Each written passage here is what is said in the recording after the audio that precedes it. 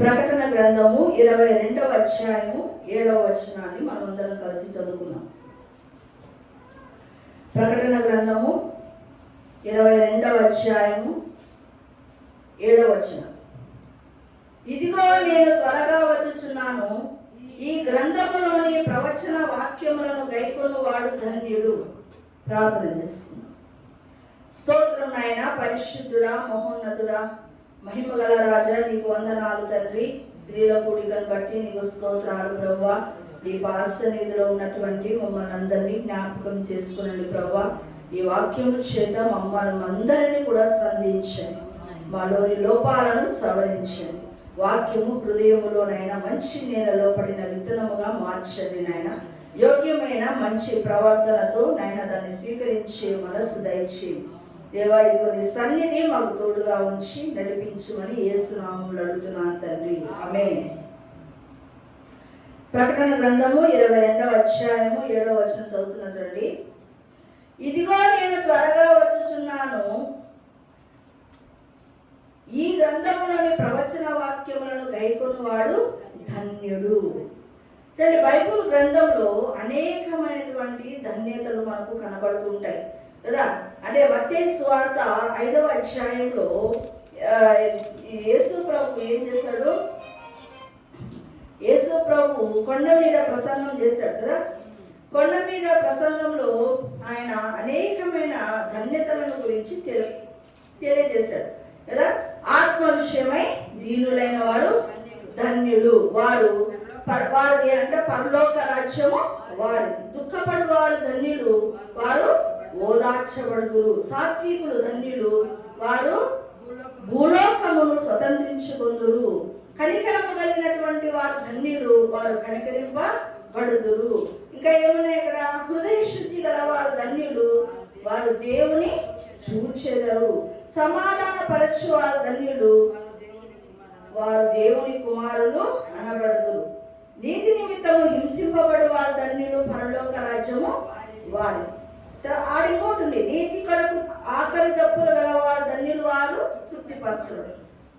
ఇలాగా ఇవే కాదు, బైబిల్ గ్రంథంలో మనకు అక్కడక్కడ ధన్యతలు అనేటివి కనబడతాయి. ధన్యత అంటే ఏంటి? ఆశీర్వదించబడటం, ఆశీర్వాదం అని అర్థం. సరే, ఈరోజు ఇలాంటి ధన్యతలు బైబిల్ గ్రంథంలో అందరూ కూడా చాలా వాళ్ళ జీవితాలలో ఇంప్లిమెంట్ చేసుకున్నారు. అయితే ధన్యుడు ధన్యుడు ధన్యుడు అని ప్లూరల్గా మాట్లాడుతున్నాడు. అయితే ఈరోజు వ్యక్తిగతంగా నీతోనూ నాతోనూ దేవుడు నీవు ఎప్పుడు ఏం చేస్తే ధన్యుడు అవుతాడో దేవుడు చెప్పేటటువంటి మాటలు ఎందు లక్ష్యం ఉంచి మనం వాటిని మన జీవితంలో ఇంప్లిమెంట్ చేసుకుందాం. యోబు గ్రంథము 5వ అధ్యాయంలో ఏమని రాయబడిందంటే, దేవుడు గద్దించు మనుష్యుడు ధన్యుడట.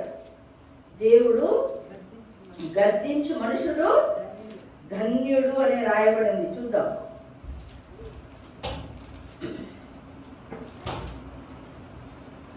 ఐదవ అధ్యాయము 17వ వచనం. దేవుడు గద్దించు మనుష్యుడు ధన్యుడు, కాబట్టి సర్వశక్తుడగు దేవుని శిక్షను తృణీకరింపకము అన్నది కదా. దేవుడు గద్దించే మనుషుడు ధన్యుడు. దేవుడు ఎవరిని గద్దిస్తాడండి? తన పిల్లలను గద్దిస్తాడు. తన యొక్క రక్తముతో ఎవరైతే కొనబడి ఉన్నారో వాళ్ళను గద్దించి శిక్షించి సరి చేస్తూ ఉంటాడు. ఇప్పుడు మనము తల్లిదండ్రులు ఈ లోకంలో వీధిలో బయట అందరినీ గద్దించుకుంటూ కూర్చుంటే కొంతమంది ఏమో రివర్స్లో తిడతారు, కొంతమంది ఏంటి కొట్టడానికైనా వచ్చే అవకాశము ఉంది. మరి ఎవరిని మనము గద్దిస్తుంటాం నిరంతరము? ఇప్పుడు మన పిల్లలను వేరే వాళ్ళు గద్దించినప్పుడే మన యొక్క స్వభావంలో ఏదో తేడా వస్తుంది. ఏంటి, మా పిల్లలను నీవు గద్దిస్తున్నావు అనే ఫీలింగ్ వస్తుంది. అలాగా మన సొంత పిల్లల్ని అయితే కదా మనం ఎంతో ధైర్యంగా ఏం చేస్తాము? గద్దిస్తూ ఉంటాం. అంటే హెబ్రీలకు రాసిన పత్రికలో ఎవరు గద్దిస్తారనే విషయాలు, దేనికి గద్దిస్తాడు దేవుడు అనే విషయాలు అక్కడ చాలా నీట్గా చెప్పబడి ఉన్నాయి. హెబ్రీలకు రాసిన పత్రిక 12వ అధ్యాయము 5వ వచనం చదువుతున్నా చూడండి. నా కుమారుడా, ప్రభువు చేయు శిక్షను తృణీకరించకము, ఆయన నిన్ను గద్దించినప్పుడు విసుకకము. ప్రభు తాను ప్రేమించు వాడిని శిక్షించి తాను స్వీకరించు ప్రతి కుమారుని దండించును అని కుమారులతో సంభాషించినట్లు మీతో సంభాషించుట ఆయన హెచ్చరికను మరచితిరి. చూడండి, ఇక్కడ ఏమంటున్నాడు? ఎవరిని గద్దిస్తాడంట? ప్రభు తాను ప్రేమించు వారిని. ఎవరిని ప్రేమిస్తున్నాడు? నిన్ను నన్ను. ఎలా అంట? తన కుమారులను ఏ విధంగా గద్దిస్తాడో ఆ విధంగా నిన్ను నన్ను గద్దిస్తున్నాడంట. దానికి నువ్వేంటి విసిగిపోవద్దు. ఆ గద్దించినప్పుడు ఏం చేస్తావు? తృణీకరిస్తావు. ఏంటి? ఎప్పుడు గద్దిస్తావు, ఎప్పుడు కొడుతుంటావు. ఇలాగే పిల్లలు అలాగే కదా, లోపల మనస్తత్వం ఏమై ఉంటుంది? మా నాన్న ఎప్పుడు చూసినా నన్ను గద్దిస్తుంటాడు, ఎప్పుడు చూసినా నన్ను కొడుతూ ఉంటాడు. కానీ దేవుడు ఇక్కడ ఏమంటున్నాడు? గద్దించినప్పుడు, నేను తృణీకారంగా మాట్లాడినప్పుడు కూడా నువ్వు విసుగొద్దు. ఇదంతా కూడా నీ మేలు కొరకే జరుగుతున్నది అని. చూడండి, 8వ వచనం చూడండి. కుమారులైన వారందరూ శిక్షలో పాల్పొందుదురు, మీరు పొందని ఎడల దుర్బీజులే కాని కుమారులు. కుమారులందరూ ఖచ్చితంగా ఏం కావాలి? శిక్షకు లోను కావాల్సింది. వాళ్ళు సరి చేయాలంటే ఖచ్చితంగా వాళ్ళను కొట్టాలి. కొడుతున్నప్పుడు నీవు దాన్ని రివర్స్ అయ్యామనుకో, వాళ్ళని ఏమంటారంట? దుర్బీజులు అంటారు. ఏమంటారు? దుర్బీజులే కానీ కుమారులు కాదు. చూడండి, ఆ కింద చక్కగా రాశారు చూడండి. మరియు శరీర సంబంధులైన తండ్రులు మనకు శిక్షకులై ఉండేది, వారి యందు భయభక్తులు కలిగి ఉంటుంది. అవునా? ఈ లోకంలో శరీర సంబంధులైనటువంటి తండ్రులు, మన తల్లిదండ్రులే మనల్ని శిక్షించడం. ఎందుకు శిక్షిస్తున్నారు? యెహోవా అందరూ దేవుని అందరూ భయభక్తులు కలిగి ఉండాలి అంటే, వారి యందు భయభక్తులు కలిగి ఉండాలని వారు ఏం చేస్తుంటారు? శిక్షిస్తూ ఉంటారు. అయితే అట్లయితే ఆత్మలకు తండ్రి అయిన వాడిని మరెక్కువ లోబడి బ్రతకవలను కదా. ఈ లోకంలో తల్లిదండ్రులకే మనం ఏం కావాలంట? భయభక్తులు కలిగి ఉండాలని మనం శిక్షిస్తూ ఉంటాం. మరి మన ఆత్మకు తండ్రి ఉన్నాడు. ఆ తండ్రి శిక్షించినప్పుడు ఎందుకు శిక్షిస్తున్నాడు? భయభక్తులు కలిగి ఉండటానికే శిక్షిస్తున్నాడు. ఎందుకు శిక్షిస్తున్నాడు? మనమందరము కూడా భయభక్తులు కలిగి ఉండటానికే శిక్షిస్తున్నాడు. చూడండి, 10వ వచనం. వారు కొన్ని దినముల మటుకు తమకు ఇష్టం వచ్చినట్టు మనల్ని శిక్షించరు, కానీ మనము తన పరిశుద్ధతలో పాలు పొందవన్నని మన మేలు కొరకే ఆయన శిక్షించుచున్నాడు. ఇది అసలు విషయం. ఎందుకు నిన్ను నన్ను శిక్షిస్తున్నాడు దేవుడు? ఎందుకు నిన్ను నన్ను గద్దిస్తున్నాడు దేవుడు అంటే, తన పరిశుద్ధత. తండ్రి ఎప్పుడైనా కానీ నాలాగా ఉండాలి నా కుమారుడు, నాలాంటి డిసిప్లిన్లో ఉండాలని కోరుకుంటాడు. ఇంకా నాకంటే శ్రేష్టంగా ఉండాలని కోరుకుంటాడు. ఇక్కడ ఆత్మలకు తండ్రి అయిన దేవుడు ఏమంటున్నాడంటే, నీవు నా పరిశుద్ధతలో పాలు పొందాలి, నీ మేలు కొరకే నేను శిక్షిస్తున్నాను. కాబట్టి నేను శిక్షిస్తున్నప్పుడు నీవు తృణీకరించుకోవద్దు, విసుక్కోవద్దు, వాటిని రిసీవ్ చేసుకో. ఎందుకు రిసీవ్ చేసుకోవాలా? భయభక్తులు నీలోకి వచ్చేందుకే రిసీవ్ చేసుకోవాలి. అంటే నేను మీ తండ్రిని, అందును బట్టి నేను శిక్షిస్తూ ఉన్నాను. రండి, ఇక్కడ దేవుడు గద్దించే మనుష్యుడు అంటే ధన్యుడు అంట. చాలాసార్లు దేవుడు మనల్ని గద్దిస్తూ ఉంటాడు. ఆ మనుష్యుడు ఎవరు? ధన్యుడు అని అర్థం. మాటి మాటికి ఇప్పుడు చూడండి, సంఘంలో కూడా పాస్టర్ ఎవరైనా తిట్టినప్పుడు, ఏదైనా కోపడినప్పుడు, ఎందుకు? వాడి మీద ప్రేమతోనే చాలాసార్లు గద్దిస్తున్నాడు, వాడు సరి చేయబడాలని. అంటే ఎందుకు? వాడు పరిశుద్ధత నుంచి బయటికి తప్పిపోకూడదు, వాడు మేలులో నుంచి కీడుకు రాకూడదు అని. ఎక్కడ వ్యతిరేక దిశలో పోయి కీడును కొని తెచ్చుకుంటారు అని చెప్పి ఏం చేస్తుంటారు? గద్దిస్తూ ఉంటారు. అంటే ఇక్కడ మనము నేర్చుకోవాల్సింది ఏంటంటే, దేవుని పరిశుద్ధతలో మనం పాలిభాగస్తులు కాగలడానికే దేవుడు ఏం చేస్తున్నాడట? నిన్ను నన్ను గద్దిస్తున్నాడు. కాబట్టి ఆ గద్దింపును మనము తృణీకారం చేయకూడదు, ఎక్కడ కూడా మనము విసుక్కోకూడదు అని చెప్తున్నాడు. కీర్తనలు 32వ అధ్యాయము 32వ అధ్యాయం అక్కడ ఉంది. ఏమని? యెహోవా చేత నిర్దోషి అని ఎంచబడినవాడు, ఆత్మలో కపటం లేనివాడు ధన్యుడు. 2వ వచనం చూడండి. యెహోవా చేత నిర్దోషి అని ఎంచబడిన వాడు, ఆత్మలో కపటము లేనివాడు ధన్యుడు. యెహోవా చేత నిర్దోషి అని ఎంచబడాలి. ఎంత లోపల మన జీవిత కాలంలో దేవుని చేత మనం ఏం కావాలా? నిర్దోషి అని ఎంచబడాలి, నిందారహితుడిగా ఉండాలి. అలా అయిన వ్యక్తి ఎవరో మీకు జ్ఞాపకం ఉందా? ఎవరు? అబ్రహాము. 17వ అధ్యాయంలో దేవుడే చెప్పాడు, అబ్రహామా నీవు నా ఎదుట నిందారహితుడవై ఉండుము అని చెప్పాడు. ఆ తర్వాత అబ్రహాము ఆ విధంగా తయారయ్యాడు. తయారైన తర్వాతనే తనకు సంతానం ఇవ్వడము జరిగింది. అంటే నీకు మేలు కలగడానికే దేవుడు ఏం చేస్తున్నాడంటే అక్కడ ఒక గద్దిస్తున్నాడు, ఒక హెచ్చరిక ఇస్తున్నాడు. అలాగే నెక్స్ట్ చూడండి, ఆత్మలో కపటము లేనివాడు ధన్యుడు. ఆత్మలో కపటము లేనివాడు బైబిల్ గ్రంథంలో డైరెక్ట్ గా యేసు ప్రభువే చెప్పాడు ఒక వ్యక్తిని గురించి. ఐడియా ఉందా? నతనీయేలు గురించి చెప్పాడు. నతనీయేలు చూడండి, యేసు ప్రభు ఎక్కడికి వెళ్ళాలి? గలిలయకు వెళ్ళాలనుకుంటున్నాడు. గలిలయ ఎట్లుందంటే పాపం డిస్టర్బ్ అవుతుంది. నతనీయేలు, ఇప్పుడు నతనీయేలు గురించి ఈ యొక్క మాట యోహాను సువార్త 1వ అధ్యాయంలో చెప్పబడి ఉంది. చూడండి, అక్కడ యేసు ప్రభు గలిలయ ప్రాంతానికి వెళ్తూ ఉన్నాడు. వెళ్తూ వెళ్తూ ఎదురుగా వస్తున్నటువంటి ఫిలిప్పును కనుగొన్నాడు. ఆ ఫిలిప్పు ఎక్కడి వాడు అంటే బెత్సయిదా వాడు. ఆ ప్రాంతంలో ఎవరున్నారు? పేతురు, అంద్రయ్య వాళ్ళు నివసిస్తున్నారు. యేసు ప్రభు ఏం చేస్తూ ఫిలిప్పును చూశాడు, కనుగొన్నాడు. వెంటనే నువ్వు నన్ను వెంబడించాడు. వెంటనే వెంబడించాడు. ఫిలిప్ ఏం చేశాడంటే నతనీయేలును కనుగొని ఏం చేశాడంటే, ఇదిగో ప్రవక్తలు మోషే చెప్పారు కదా, ఆయన యేసు ప్రభువు గురించి చెప్పారు కదా, ఆయనను నేను కనుగొన్నాను, ఆయన నజరేతులో ఉన్నాడు అని చెప్పి. అంటే నతనీయేలు ఏమంటున్నాడు? నజరేతులో నుండి మంచి ఏదైనా రాగలదా అని అంటే వచ్చి చూడాలి. చూడండి, నతనీయేలు ఏం చేశాడు? వచ్చి చూశాడు. వచ్చి చూస్తూ ఇంకా దగ్గరకు వస్తుండగానే యేసు ప్రభు నతనీయేలును చూసేమంటున్నాడు అంటే, ఇతడు నిజముగా ఇశ్రాయేలీయుడు, ఇతడు ఏ కపటమో లేదు అని చెప్పడం జరిగింది. అంటే దేవుని చేత నీలో కపటము లేదు అని చెప్పబడ్డము జరగాలి. అంటే అలాంటి ఆత్మీయ జీవితంలోనికి రావాలి మనం. చూడండి, నతనీయేలు స్టార్టింగ్లో కపటమున్నోడే, ఎండింగ్కి వచ్చేపల ఏమైపోయినాడు? కపటము లేనివాడుగా. అంటే నిన్ను నన్ను చూసే లోపల ఆ ఫ్యూచర్ అంతా కూడా యేసు ప్రభువుకు తెలిసిపోతుంది. నీవు ఫ్యూచర్లో ఏమవుతావు, ఫ్యూచర్లో నువ్వు ఉంటావా, ఆత్మీయంగా పడిపోతావా, పరలోక రాజ్యానికి వారసురాలవుతుందా కాదా, అన్ని విషయాలు కూడా తెలిసిపోతాయి. అయితే యేసు ప్రభు నతనీయేలును చూడగానే ఏమంటున్నాడు? ఇతను నిజముగా ఇశ్రాయేలుడు, ఇతని యందు ఏ కపటము లేదు.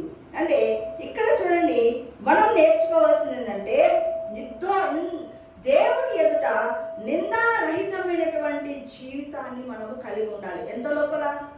మన ఆత్మీయ జీవితంలో దాన్ని సాధించాలి. ఆత్మలో కపటము లేని జీవితంలోనికి రావాలి. కపటము అంటే ఏంటి చెప్పండి? లోపల ఒకటి పెట్టుకొని పైకి కపటంగా మంచిగా మాట్లాడుతూ ఉంటారు. లోపలేమో వేరుగా ఉంటుంది, పైకి మాత్రమో యథార్థత లేని స్థితి అన్నమాట కపటం అంటే. అంటే యథార్థవంతులు ఏంటి? పైకి లోపల ఒకటే మాట్లాడతారు. ఈ కపటవర్తనులు ఏంటి? లోపల ఒకటి పెట్టుకుంటారు, బయటికి ఒకటి మాట్లాడుతూ ఉంటారు. అంటే ఫస్ట్ మన దేవుడు తన పరిశుద్ధతలో మనం నడిపించటానికి, మన మేలు కొరకే ఆయన మనల్ని ఏం చేస్తున్నాడంట? గద్దిస్తూ ఉన్నాడంట. అలా గద్దించే మనుషులు ధన్యుడు అనమాట. వ్యక్తిగతంగా ఈరోజు నీతోనూ నాతోనే మాట్లాడుతూ ఉన్నాడు. సరే, ప్రకటన గ్రంథము 16వ అధ్యాయము 16వ వచనాన్ని మనము పరిశీలనగా చూద్దాం. అప్పుడు 16 ఇదిగో నేను దొంగ వలె వచ్చుచున్నాను, తాను దిగంబరుడుగా సంచరించుచున్నందున జనులు తన దిశమలను చూతురేమో అని మెలకువగా ఉండి తన వస్త్రమును కాపాడుకునేవాడు ధన్యుడు. ఏంటి అంటే దిగంబరత్వము కలిగి ఉండడం. ఏంటది? దిగంబరత్వం అంటే వస్త్రము అంటే ఏంటంటే జీవితము అంటే మన జీవితంలో వస్త్రము ఎవడైనా కానీ వస్త్రాలు లేకుండా పోతున్నాడంటే వాని వైపు కూడా మనం చూడము. లేదా ఒక పిచ్చోడు కాబట్టి బట్టలు వేసుకోకుండా తిరుగుతున్నాడు అని. అంటే వస్త్రము చాలా ఎలా మనిషికి ఇంపార్టెంటో, మన యొక్క విషమలు కనబడకుండా ఎలా కాపాడుతుందో, వస్త్రము అంటే నీ జీవితము. నీ జీవితము ఏంటంట, జీవితం ఎలా ఉండాలంట, తెల్లని వస్త్రాలు వేసుకొని ఉండాలనే మాట చూడండి. ప్రకటన గ్రంథం 3వ అధ్యాయంలో ఉంది. సార్దీసు సంఘముల గురించి చెప్పబడినది. 4వ వచనం చూడండి. అయితే తమ వస్త్రములను అపవిత్ర పరచుకొనని కొందరు సార్దీసులో నీ యొద్ద ఉన్నారు. సార్దీసు సంఘంలో ఎవరున్నారంట, తమ వస్త్రాలను అపవిత్ర పరచుకొనని వాళ్ళు ఉన్నారు. వస్త్రాలకు బాగా మట్టి, బురద, లేకుంటే అంత ఆయిల్ అలా అంటించుకున్నప్పుడు ఆ వస్త్రాన్ని మనం ఉంచుకోగలుగుతామా? అలాగా ఆత్మీయంగా కూడా అనేక రకాలైనటువంటి అపవిత్రతలు నీ జీవితానికి అంటించుకుంటే, ఆత్మీయ జీవితానికి అంటించుకుంటే ఏమైపోతావు నువ్వు? అది అపవిత్రత ఏర్పడుతుంది. అయితే దేవుడు ఇక్కడ ఏమంటున్నాడు, సార్దీసులో కొంతమంది ఉన్నారు, కొందరే అంటున్నాడు అక్కడ చూసారా. అయితే తమ వస్త్రములను అపవిత్ర పరచుకొనని కొందరు సార్దీసులో నీ యొద్ద ఉన్నారు. వారు ఎవరంట, అర్హులు కనుక తెల్లని వస్త్రములు ధరించుకొని నాతో కూడా సంచరించేది. జయించువాడు అలాగ తెల్లని వస్త్రములు ధరించుకును. అంటే ఎవరంట తెల్లని వస్త్రాలు ధరించుకోలేదు? అర్హులు. డాగు మత్స లేమి లేని కలంకము అంటనటువంటి వస్త్రాలను, జీవితమును కలిగి ఉండాలి మనం. దాన్ని ఏమంటారంటే తెల్లని వస్త్రాలు ధరించుకోవడం అని. చూడండి, అలాంటి వారు ఎవరంట, అపవిత్ర పరచుకొనని వాళ్ళు ఎవరంట, అర్హులు. వారు ఎవరంట, ఎవరైతే తెల్లని వస్త్రాలు ధరించి ఉంటారో వాళ్ళు జయించువారు. ఎవరు? జయ జీవితము కలిగినటువంటి వారు. అంటే ఇంక మనకు అపవిత్రత అనేది అంటుకోవాలన్నమాట. ఏ స్టేజ్కి ఆ స్టేజ్కి పోయినాక ఎలాంటివి చూసినా ఏవి చేసినా కూడా అపవిత్రత అనేది మనకు అంటుకోకుండా ఒక ఉన్నతమైనటువంటి స్టేజ్లోకి రావడం. ప్రసంగిలో ఉంది కదా, ఏమనింది, ఎల్లప్పుడూ తెల్లని వస్త్రములనే ధరించుకునుడి అని ఏమంటున్నాడు. ఎల్లప్పుడూ అంటే నిరంతరము కూడా మనం తెల్లని వస్త్రాలను ధరించుకోవాలి. చూడండి, అలాంటి వారికి ఇక్కడ ఇంకొక సంఘం ఉంది. అదే దాంట్లో 7 సంఘాలలో సార్దీసు సంఘంలో కొందరంటే సంఘములో అందరని కాదు, అందరు కూర్చొని వాక్యం వింటున్నారు. కొందరేమో వాక్యాన్ని రిసీవ్ చేసుకుంటున్నారు, దానివల్ల తమ జీవితాలు మార్చుకుంటున్నారు, అపవిత్రత అంటకోకుండా చూసుకుంటున్నారు. వారు తెల్లని వస్త్రాలు ధరించుకున్నారు. వాళ్ళు అర్హులంట. వాళ్ళు ఏంటంట, వాళ్ళకి ఏమంటే జీవ గ్రంథములో అతని పేరు ఎంత మాత్రము తుడిచిపెట్టక నా తండ్రి ఎదుటను ఆయన దూతల ఎదుటను అతని పేరు ఒప్పుకొందును. అయితే ఇక్కడ కిందికి వస్తే లవదికయ సంఘం ఉంది. లవదిక సంఘం ఏమనుకుంటుందంటే, నేను ధనవంతులను ధనవృద్ధి చేసుకుంటున్నాను, నాకేమి కొదవలేదని లవదిక సంఘము అనుకుంటుందన్నమాట. అయితే అతని యొక్క పరిస్థితి ఎలా ఉందంట, నీవు దౌర్భాగ్యుడవు, దిక్కుమాలిన వాడవు, దరిద్రుడవు, గుడ్డివాడవు, దిగంబరుడవై ఉన్నావు. దిగంబరుడవై ఉన్నావు అని కింద రాస్తూ ఏమంటున్నాడంటే 18వ వచనము, నీవు ధనవృద్ధి చేసుకున్నట్లు అగ్నిలో పుటము వేయబడిన బంగారమును నీ దిశముల సిగ్గు కనబడకుండా ధరించుకున్నట్టు తెల్లని వస్త్రములను నీకు దృష్టి కలిగినట్లు నీ కన్నులకు కాటుక నా యొద్ద కొనుమని నీకు బుద్ధి చెప్పుచున్నాను. నేను ప్రేమించే వాళ్ళందరినీ గద్దించి, మళ్ళా ఇక్కడ చెప్తున్నాడు, ఎవరినైతే నేను ప్రేమిస్తున్నానో వాళ్ళను గద్దిస్తాను, శిక్షిస్తాను, సరిచేయడానికి నేను ట్రై చేస్తాను, నిన్ను విడిచిపెట్టాను, నీకు తెల్లని వస్త్రాలు వచ్చేంత వరకు నేను వదిలిపెట్టాను. లౌకిక సంఘము అన్ని పోగొట్టుకుంది.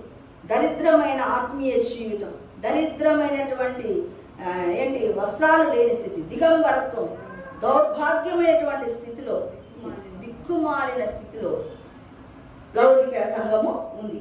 అయితే 7వ వచనంలో చూడండి ఏమంటున్నాడు, నేను జయించి నా తండ్రితో కూడా ఆయన సింహాసనమందు కూర్చుండి ఉన్న ప్రకారము జయించువాణిని నాతో కూడా సింహాసనం నందు కూర్చుండనిచ్చుదును. జయించువారు ఎవరని చెప్పినా ఇందాక తెల్లని వస్త్రాలు ధరించినవారు. తెల్లని వస్త్రాలు ఎవరైతే ధరిస్తారో వారికి ఏమొస్తుందని చెప్పినాను? సింహాసనము వస్తుంది. ఏమొస్తుంది అంటే ఇక్కడ చూడండి, దేవుడు తన యొక్క వస్త్రాలను అపవిత్రపరచుకొనకుండా చూసుకోవాలి. దిశమల కనబడకుండా ఉండేటట్లు చూసుకునేవాడు ధన్యుడట. అంటే నీ జీవిత కాలంలో చాలాసార్లు మన నోటి మాటలు మన యొక్క చాలాసార్లు నేను ఆత్మీయ జీవితంలో వచ్చింది ఏంటంటే, నోటి మాటలు ఊరికే తప్పిపోయే వాళ్ళు దిగంబరులు అవుతారు. నోరు ఎట్లా పడితే ఎట్లా వాడటము, ఎట్లా అంటే తిట్టడము, చాలాసార్లు అలాంటి వాళ్ళను నేను దర్శనంలో చూసినప్పుడు దిగంబరులుగా కనపడము చూశాను. అంటే మన నోటితోనే చాలా మన కీడును కొని తెచ్చుకుంటున్నాం. కాబట్టి అపవిత్ర పరచుకొనని జీవితాన్ని మనము కలిగి ఉండాలి. తెల్లని వస్త్రాలు ఎల్లప్పుడూ ధరించాలి. తెల్లని వస్త్రాలు ఎవరైతే వేసుకుంటారో, అంటే తెల్లని జీవితం ఎవరైతే కలిగి ఉంటారో వాళ్ళు జయించువారు. వారికి ఏముంటుందంట? సింహాసనము ఉంటుంది. అంటే ఇక్కడ నువ్వు నిరంతరము ఏం ధరించుకోవాలా? తెల్లని వస్త్రాలు ధరించుకునేటట్లు చూసుకోవాలి. అంటే ఎట్లా ఇదంతా అంటే, నీవు అనుక్షణము దేవుని గురించినటువంటి ఆలోచనలు కలిగి ఉండాలి. అది ఇంపార్టెంట్. అంతేగాని ఈరోజు చర్చికి వచ్చినాము, చర్చిలో వాక్యం విన్నాము, అయిపోయింది, కూడిక అయిపోయింది. అరే, ఇది నీ జీవితంలో ఇంప్లిమెంట్ చేసుకుంటున్నావా? ఏది విని మళ్ళా యథాప్రకార జీవితము జీవిస్తున్నావా? లేక వింటున్నటువంటి వాక్యాన్ని, అయ్యా నిజమే నాలో ఇది ఉంది, ఈ లోపం ఉంది, ఇది నేను సరి చేసుకోవాలని ప్రయత్నము చేస్తున్నా. ప్రయత్నం అన్నా చేయాలి కదా. ప్రయత్నం చేసి దేవుని దగ్గర నుంచి దాన్ని పొందుకోవాలి. ఆ విధంగా మనం చేసుకోవచ్చు. చూడండి, ఇప్పుడు నేను కొన్ని విషయాలు చెప్పాను. ఏంటి? పరిశుద్ధతలో పాలు పొందటానికే దేవుడు నిన్ను గద్దిస్తాడు. అంటే పరిశుద్ధత నీకు రావాలని దేవుడు కోరుకుంటాడు. నీ జీవిత కాలంలో నువ్వు నిరంతరము తెల్లని వస్త్రాలను ధరించుకునే ఉండాలి. దాన్ని మనము పోగొట్టుకోకుండా చూసుకోవాలి. తర్వాత కీర్తనలు 41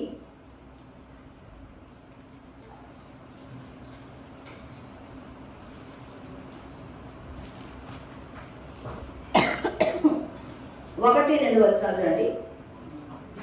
బీదలను కటాక్షించువాడు ధన్యుడు, ఆపత్కాలమందు యెహోవా వానిని తప్పించును, యెహోవా వానిని కాపాడి బ్రతికించును, భూమి మీద వాడు ధన్యుడగును. వాని శత్రువుల ఇచ్చకు నీవు వాణ్ణి అప్పగింపవు, రోగశయ్య మీద యెహోవా వానిని ఆదరించును, రోగము కలుగగా నీవే వానిని స్వస్థపరచును. చూడండి, బీదలను కటాక్షించువాడు ధన్యుడు. మనకున్న దాంట్లోనే నీకంటే లేమిలో ఉన్న వాళ్ళకి నీ చేతనైనంతటువంటి సహాయము చేయడము నేర్చుకోవాలి. అలాంటి వాళ్ళు ఎవరంటే ధన్యుడు ధన్యుడు అంటున్నారు. ధన్యుడు ధన్యురాలు అని అంటే అలాంటి వాళ్ళకి ఏమవుతుందంట? తనకు కూడా కష్టకాలం వచ్చినప్పుడు దేవుడు ఏమంటాడు? ఆపత్కాలమందు యెహోవా వారిని తప్పించు. నీవు సాయం చేస్తూ ఉన్నప్పుడు దేవుడు నీకు కష్టం వచ్చినప్పుడు ఏం చేస్తాడంట? తప్పిస్తాడంట. యెహోవా వారిని కాపాడి బ్రతికించును. ఏం చేస్తాడంట? కాపాడుతాడంట, బ్రతికిస్తాడంట. చూడండి, భూమి మీద వాడు ఏమవుతాడంట? ధన్యుడగును. శత్రువుల ఇచ్చకు నీవు వాడిని అప్పగింపవు. మన శత్రువులు ఉంటారు. వాడి కోరిక ఏంటి? మనం కొట్టాలా, మనం చంపాలా అనే కోరికకు దేవుడు ఏం చేయాలంట? అప్పగించాడు. రోగశయ్య పైన ఉన్నామనుకో, నీకు ఏదో ఒక రోగం వచ్చింది, జబ్బు వచ్చినప్పుడు దేవుడు ఏం చేస్తాడంట? నిన్ను ఆదరిస్తాడు, స్వస్థపరుస్తాడట. మరి ఇది చాలా గొప్ప విషయం కదా. మన జీవితంలో మనం ఏం చేయాలంట? బీదలను కటాక్షించాలి. బీదలకు చేయిస్తే నీ కష్టకాలంలో దేవుడు చూసుకుంటాడు. నీ కష్టకాలంలో నీకు ఏదైనా రోగం వచ్చినప్పుడు ఆయన స్వస్థపరుస్తాడు. అన్ని రకాలుగా ఏదైనా రోగం ఉన్నా ఆదరిస్తాడు. నేను బాధలో కుంగిపోయింటే ఆదరిస్తాడు. ఎన్ని రకాల మేలున్నాయి. అందుకే మనం చూడండి, క్రైస్తవులకు ఒక్కటి ఆ యొక్క స్వభావం ఉంటుంది. ఎందుకు? వారు వాక్యం వింటారు కాబట్టి చాలా మిషనరీస్ హెల్ప్ చేయడానికి చేతులు చాపుతారు. ఫాదర్స్ ఎందుకు వాళ్ళు ఎక్కువగా చేతులు చాపుతారంటే వాళ్ళకి ఈ బైబిల్ గురించిన అవగాహన ఉంది కాబట్టి బీదలకు చేతులు చాపి చాలా ఫండ్స్ పంపిస్తూ ఉంటారు. వాళ్ళకి ఆ దీవెనలు ఖచ్చితంగా వచ్చి తీరుతున్నాయి. కాబట్టి మనం కూడా మనమేమో ఉన్నదంతా మన సంపాదనంతా పెట్టమని కాదు అర్థం. మనకున్న దాంట్లోనే మనం ఏం చేయాలంటే ఇతరులకు సాయం చేసే స్వభావాన్ని కలిగి ఉండాలి. అలా ఉంటే నీవు ఆపత్కాలంలో ఉన్నప్పుడు నీకు సహాయం చేస్తాడు, నీవు రోగసేపు ఉన్నప్పుడు నీకు స్వస్థత ఇస్తాడు, ఆదరిస్తాడు, మేలు చేస్తాడు. కాబట్టి బీదలను కటాక్షించువాడు ధన్యుడు. కాబట్టి లూకా సువార్త 12వ అధ్యాయము 43వ వచనం చూడండి. ఎవని ప్రభువు వచ్చి వాడు అలాగూ చేయుచుండుట కనుగొనును ఆ దాసుడు ధన్యుడు. అలా ఏమనుంది? ఎవని ప్రభువు వచ్చి వాడు అలాగూ చేయుచుండుట కనుగొనును ఆ దాసుడు ఏంటంట? ధన్యుడు. ఎలాగూ చేయుచున్నవాడు చూడండి 35వ వచనం చూడండి. మీ నడుములు కట్టుకొని యుండుడి, మీ దీపములు వెలుగుచుండనీయుడి. తన ప్రభు పెళ్లి విందు నుండి వచ్చి తట్టగానే అతనికి తలుపు తీయుటకు అతడు ఎప్పుడు వచ్చును అని అతని కొరకు ఎదురు చూసు మనుషుల వలె ఉండుడి. ప్రభు వచ్చి ఏ దాసులు మెలకుగా ఉండుట కనుగొనో ఆ దాసులు ధన్యుడట. చూడండి, అంటే నీ నడుము అంటే ఏంటి? మనస్సు కట్టుకొని ఉండాలి. అంటే నీ మనస్సు నిరంతరం కూడా సిద్ధపడినటువంటి మనస్సుగా ఉండాలి. ఏంటి? నీ దీపం అంటే మన యొక్క ఆత్మ ఎప్పుడు కూడా వెలిగించబడి ఉండాలి. బైబిల్ గ్రంథంలో మీ ఆత్మను ఆర్పకుడే అనేది. ఆర్పకుండా ఏం చేస్తున్నారంటే నిరంతరము వెలుగుచుండనియాలంట. ప్రభు ఎప్పుడు వచ్చి తలుపు తడతాడా అని నువ్వు ఎదురు చూడాలి. అవునా? ఏం చేయాలా? ఎదురు చూడాలి. తర్వాత మెలకువగా ఉండాలి అంటున్నాడు. అలాంటి మనుషుడు ఏమంట? ధన్యుడు. అని మన యొక్క ఆత్మీయ జీవితంలో మెలకువ కలిగి ఉండాలి. ఎప్పుడు యేసయ్య కొరకు ఎదురు చూస్తూ ఉండాలి. మన మనస్సులలో సిద్ధపాటు అనేది నిరంతరము ఉండాలి. మన యొక్క దీపాలు ఆత్మ దీపము వెలిగించబడే ఉండాలి. అది ఆర్పిపోయేటటువంటి స్థితిలో పెట్టుకోకూడదు. మన ఆత్మను ఎప్పుడు వెలిగింపజేస్తూ ఉండాలి. ఈ జాగ్రత్తలు ఎవరు తీసుకోవాలి? యేసయ్య తీసుకుంటాడా నీకోసం? మనమే తీసుకోవాలి. మన యొక్క మన ప్రార్థనలో వాక్యంలో ఉన్నప్పుడు, ప్రభువా నేను ఈ విషయంలో సరిగా లేను ప్రభువా, నన్ను సరిచేయి ప్రభువా, నా ప్రార్థన జీవితం సరిగా లేదు ప్రభువా అంటే పొద్దాకులు ఇదే ప్రార్థన చేసుకుంటాను సాగుతామా? ఆత్మీయ జీవితం అంతా నా ప్రార్థన సరిగా లేదు ప్రభువా, నా వాక్యం సరిగా లేదు ప్రభువా, నేను మందిరానికి వెళ్ళలేకపోతే ఎప్పుడు సరి చేయబడతాం? ఇక్కడ ఏమంటున్నాడు? నీ మనస్సును కట్టుకొనుడి అని అంటున్నాడు. ఏమంటున్నాడు? నీ మనస్సులను కట్టుకోవాలి. నీవు మనసు పెట్టినావంటే ఏ పనైనా చేస్తావు. నీ మనస్సును స్థిరపరచుకుంటే నువ్వు ఏ పనైనా చేయగలవు. అని నీ మనస్సును నువ్వు స్థిరపరచుకోవడం లేదు. మనస్సు నిలిపి ఎస్తేరు 3 దినాల ఉపవాసం ఉంది. అలాగా మనస్సు నిలపాలి. దావీదు మనస్సు నిలిపిన వాడుకున్నాడు. యెహోషాపాతు మనస్సు నిలిపి చేసినట్లుగా ఉంది. మన నడుములనే మనస్సును మనము కనుక ఏం చేయాలంటే కట్టుకొని అండి. నీవు నిరంతరం నీ మనసును స్థిరపరచుకోవడం నేర్చుకోవాలి. నీ మనసుతో నీవు చెప్పుకుంటుండాలి. నీవు ఎన్ని చెప్పినా నేను వినను, నేను ప్రార్థన చేస్తాను. ఇది అది అక్కడికి వెళ్దాం ఇక్కడికి వెళ్దామని ఏమైనా ఆశ చూపించినప్పుడు కూడా వినకూడదు. శరీరానుసారమైన మనస్సు వైపు ఉండకూడదు. ఆత్మానుసారమైనటువంటి మనస్సు వైపు మనము మొగ్గు చూపాలి. అప్పుడు మన ఆత్మ ఏమేస్తుంది? వెలుగుతూనే ఉంటుంది. అలాంటి దాసుడు ఎవరంట? ధన్యుడు అంట. అటువంటి దాసుడు ధన్యుడు. కాబట్టి మనం దీని విషయంలో ఇప్పుడు చెబుతున్నటువంటి మాటలను మనం జాగ్రత్తగా పెట్టుకొని మన ఆత్మీయ జీవితాన్ని సరి చేసుకోవాలి. స్త్రీల గుడికి వచ్చింది, వాక్యం విన్నా వెళ్ళిపోయామని కాదు. వింటే ఏమొస్తుందండి? ఏమీ రాదు. ఏదో విన్నదానికి కూడా కొంత ధన్యత ఉందనుకోండి, కానీ గైకొనేది చాలా ఇంపార్టెంట్. ప్రకటన గ్రంథము అదే చెప్పబోతున్నాను. 22వ అధ్యాయం మనము స్టార్టింగ్లో మనం చదివాం కదా. 22వ అధ్యాయము 7వ వచనం. ఇదిగో నేను త్వరగా వచ్చుచున్నాను, ఈ గ్రంథములోని ప్రవచన వాక్యములను గైకొనువాడు ధన్యుడు. ఈ ప్రవచనం అంటే ఈ గ్రంథంలోని ప్రవచన వాక్యాలను గైకొనేవాడు ధన్యుడు. ఇది చాలా మనం నేర్చుకోవాల్సినటువంటి విషయం. చూడండి, ప్రవచన వాక్యాలు అంటే ఇప్పుడు వరకు మనం చెప్పుకున్నాం. ఏం చెప్పుకున్నాం? చాలా విషయాలు చెప్పుకున్నాం కదా. పరిశుద్ధ పరచాలనే దేవుడు గద్దిస్తాడు. అంటే పరిశుద్ధతను మనం కలిగి ఉండాలి.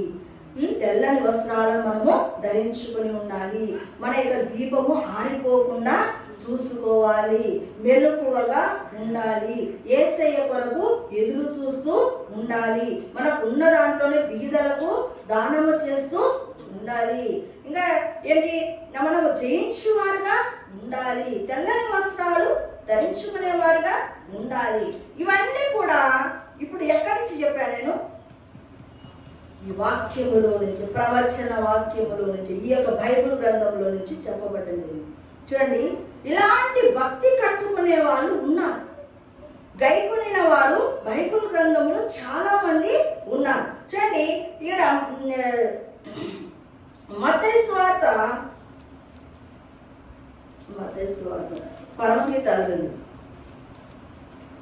పరమగీతాల్లో ఆమె ఎవరు? 60 మంది రాణులను, 80 మంది ఉపపత్నులను, లెక్కలేనన్ని కన్యకలు గలను. 6వ అధ్యాయం పరమగీతము 6వ అధ్యాయము 8వ వచనం. 60 మంది రాణులను, 80 మంది ఉపపత్నులను, లెక్కకు మించిన కన్యకులను కలరు. నా పావురము, నా నిష్కలంకురాలు ఒక్కతే. ఆమె తన తల్లికి ఒకతే కుమార్తె, కన్న తల్లికి ముద్దు బిడ్డ. స్త్రీలు దాన్ని చూసి ధన్యురాలందరు. స్త్రీలు దాన్ని చూసి ధన్యురాలందరు. మామూలుగా ఆ యొక్క పావురము, నిష్కలంకురాలు కూడా ఒక సంఘం కదా, అవునా? ఆ స్త్రీని చూసి మిగతా స్త్రీలు ధన్యురాలు అంటున్నారు. ఎందుకు? ఆమె నిష్కలంకురాలు అంట. ఆమె ఎవరు? నిష్కలంకురాలు. ఎలా అయింది? తన జీవితమును అపవిత్రపరచుకొనకుండా తెల్లని వస్త్రాలను వేసుకుని యేసయ్య కోసం ఎదురు చూస్తూ మెలకువగా ఉండి నిరంతరము తెల్లని వస్త్రాలు వేసుకున్నటువంటి బుద్ధి గల కన్యకలాగా ఉంది. కాబట్టి ఆడ ఉన్నారు, ఇంకా రాణులు ఉన్నారు, ఉపపత్నులు ఉన్నారు. 60 మంది రాణులు ఉన్నారు, 80 మంది ఉపపత్నులు ఉన్నారు, లెక్కకు మించిన కన్యకలు కూడా ఉన్నారు. కానీ దేవుడు ఏమంటున్నాడు? ఆమెను చూసి ఏమంటున్నాడు? నా పావురము, నా నిష్కలంకురాలు ఒక్కటే. అంటే దేవుడు ఆమెను మెచ్చుకుంటున్నాడు. చూడండి, మిగతా స్త్రీలు కూడా భక్తి కట్టిన వాళ్ళు, అక్కడ ఉన్నటువంటి మిగతా సంఘాలు కూడా భక్తి కట్టినట్టువే. కానీ ఆ భక్త సమూహము భక్తి కట్టినట్టువే. యేసయ్య కోసం ఎదురు చూశారు. కానీ వారిలో యేసయ్య కోరుకున్నటువంటి భక్తి కనబడలేదు. అందుకే ఈమెను మాత్రం ఏమంటున్నాడు? ఆ స్త్రీలు కూడా, అక్కడ ఉన్నటువంటి స్త్రీలు కూడా ఆమెను చూసి ఏమంటున్నారు? ఈమె ధన్యురాలు. ఈ ధన్యురాలు అనే మాట ఇంకా ఎవరి గురించి బైబిల్ గ్రంథంలో చెప్పబడింది చెప్పండి?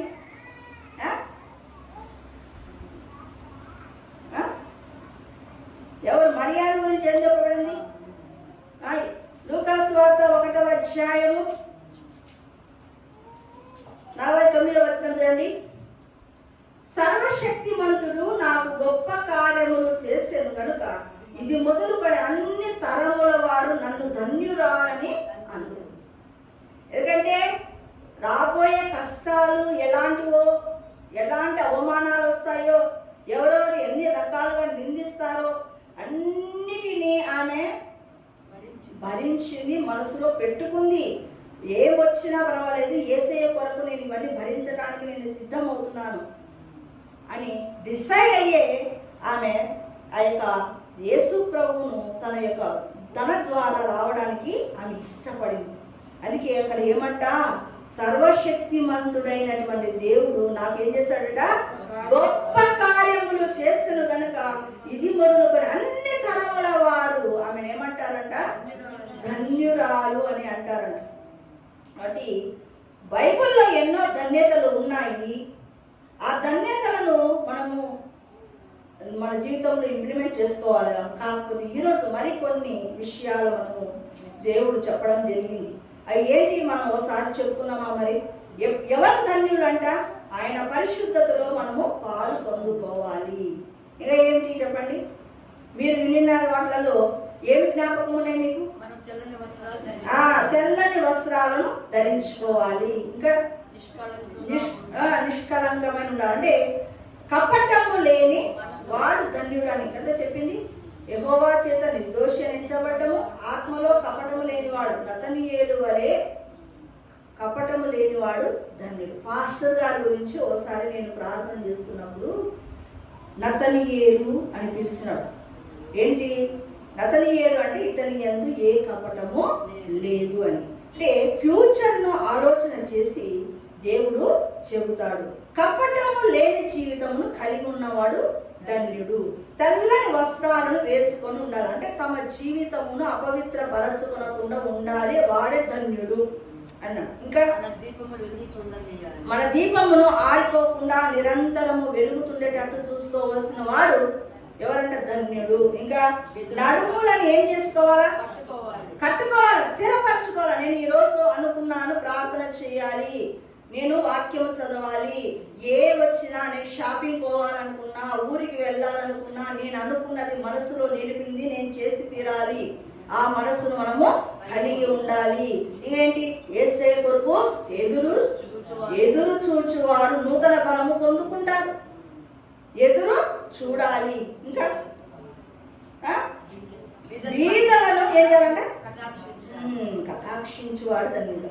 బీదలను చూడండి, మాసిదోనియా సంఘస్థులు ఎవరంట? కడు బీదలు, వాళ్ళే నిరుపేదలు. వాళ్ళు ఎలాంటి స్వభావాన్ని కలిగి ఉన్నారు? దాతృత్వం కలిగి ఉన్నారు. వాళ్ళే నిరుపేదలు. వాళ్ళు ఉన్న దాంట్లోనే దేవునికి ఇవ్వడానికి చెయ్యి చాపుతున్నారు. అలా చెయ్యి చాపితే ఏం చేస్తాడంట దేవుడు? ఏం చేస్తాడంటే తాను కష్టంలో ఉన్నప్పుడు వాడు తప్పిస్తాడట, కాపాడుతాడట. రోగశయ్యపై ఉంటే రోగాన్ని స్వస్థపరుస్తాడట. మరి అంతకంటే కావాల్సింది ఏంటి? మనం ఆ యొక్క హాస్పిటల్ పోయి మనము డబ్బులు ఎక్కువగా వెదజల్లుతూ ఉంటాం. కానీ ఇక్కడ బీదలకు మాత్రం చేయి చాపడానికి పైసా కూడా రాదు. ఆడైతే ఆ బిల్లు 50,000 కట్టు అంటే కదా, ఇంకా దాన్ని అక్కడ అప్పు తీసుకొచ్చి ఇక్కడ అప్పు తీసుకొచ్చి కట్టి తీరుతాం. వాడు డాక్టర్ చెప్పాడంటే ఇంక ఆ బిల్లు ఎంత అంటే అంతే, నువ్వు లేకపోతే డిశ్చార్జ్ కావు, అక్కడే పడేటావు. అంటే బీదలను కటాక్షించు వాడు కూడా ధన్యుడు అనే మాట అంటున్నా. ఇవన్నీ కూడా చెప్పిన తర్వాత మనం మూలవాక్యాన్ని మనం చదివాం కదా. ఏంటి? ఈ ప్రవచన వాక్యములను గైకొనువాడు ధన్యుడు అని. ఈరోజు చెప్పబడుతున్నటువంటి ప్రవచన వాక్యాలు ఏవైతే ఉన్నాయో వాటిని ఏం చేయాలి? మనము విందామా? వినేవాడు ధన్యుడు అంట. ఆ వాక్యాన్ని ఇప్పుడు చదువుతున్నారు మీరు ధన్యులు, మరి గైకొంటే మరి ధన్యులు అవుతారు అని చెప్తున్నాడు. కాబట్టి మనం మరి ధన్యులము కావాలి, కానీ ఏదో విని వదిలేసి దాంట్లో ఉండకూడదు.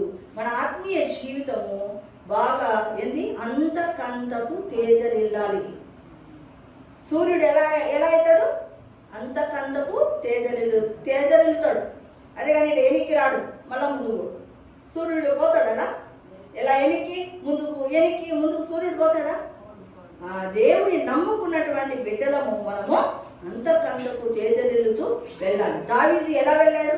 అంతకంతకు తేజరిల్లుతూ తన భక్తిని కట్టుకున్నాడు. కాబట్టి ఎలాంటి సింహాసనం మీదకి మనం ఎక్కేంత వరకు, మన జయ జీవితమును పొందుకునేంత వరకు మన తెల్లని వస్త్రాలను ఎక్కడా కూడా తీసివేసుకోకుండా అపవిత్రమైన వస్త్రాలను ధరించుకోకూడదు. చాలా సార్లు వీళ్ళు నన్ను ప్రార్థన చేయమని అడిగినప్పుడు దేవుడు వాళ్ళ యొక్క స్థితిగతిని చూపిస్తాడు. దిగంబరులుగా ఉంటారు, వస్త్రాలు లేకుండానే ఉంటారు. నైనా నీ పరిస్థితి ఇది అని చెప్తే వాళ్ళు ప్రార్థన చేసుకుంటారు. ప్రార్థన చేసుకున్నప్పుడు వాళ్ళు ఏదో మామూలు వస్త్రాలు వేసుకుంటారు. కానీ ఎంతమందికి చూస్తున్నా కదా, వాళ్ళు కడుక్కుంటారు, ఎంతసేపు నా మామూలు ఇలా వస్త్రాలు వేసుకుంటారు, తెల్లని వస్త్రాలు వేసుకోవటం లేదు. కానీ దేవుడు కోరుకుంటుంది ఏంటి? మనం తెల్లని వస్త్రాలను వేసుకో. తెల్లని వస్త్రాలు అంటే ఆదివారం కూడా తెల్లని వస్త్రాలు వేసుకోవడమా? అది కాదు. హృదయం అనే దాంట్లో మనకు జీవితం ఎలా ఉండాలంటే తెల్లగా ఉండాలి. అలాంటి జీవితాన్ని యేసయ్య కోరుకుంటున్నాడు. అలాంటి వాడు ఎవరంట? ధన్యుడు. ఆ ధన్యురాలవు నీవు నేను కావాలని ఆశపడుతున్నాడు. మరి ఇక్కడ చెప్పబడిన ఈ మాటలను మనం గైకొందామా? గైకొనాలంటే నీకు ఏం చేయాలని చెప్పినా ఇక్కడ మనస్సును కట్టుకొని ఉండుడి అన్నాడు. ఏం చేయాలా? మనస్సును కట్టుకోవాలి. మనసును కట్టుకుంటే నీ ఆత్మ ఆరిపోదు. మనసును కట్టుకున్నప్పుడు ఎదురు చూస్తావు యేసయ్య కొరకు, నువ్వు అన్నీ కూడా సాధించుకోగలుగుతావు. లేకపోతే నిరంతరము జీవితంలో దెబ్బలు తగులుతూనే ఉంటాయి. నేను చాలాసార్లు చెప్పేది ఏంటంటే, మొదట దేవుని నీతిని రాజ్యమును వెతుకడి, అప్పుడు అవన్నీ అనుగ్రహించబడును. అండి, దేవుడు నాతో చెప్పిన మాట ఏంటంటే, నీవు నా ఎదుట నిందారహితుడవు అనే మాట చెప్పడం జరిగింది. అంటే దేవుడు ఇక్కడ కూడా మనకు ఈరోజు దినం మాట్లాడింది నిర్దోషత్వం కలిగినటువంటి జీవితం. దేవుని ద్వారా అలాంటి జీవితంలోకి మనం వెళ్ళాలి. ఇది ఇప్పటి వరకు చాలా, ఫ్యూచర్ అంతా కూడా నేను అడిగా ఒకసారి, ప్రభా నా జీవిత అంతము ఎలా ఉంటుంది? నేనేమన్నా బాగా ఆత్మీయంగా ఎదిగిన తర్వాత నేను పడిపోతానా? నా జీవిత అంతం ఎలా ఉంటుంది అని నేను అడిగినప్పుడు, నీ జీవిత కాలం అంతా నీవు నమ్మకంగా ఉంటావు అని దేవుడు చెప్పాడు.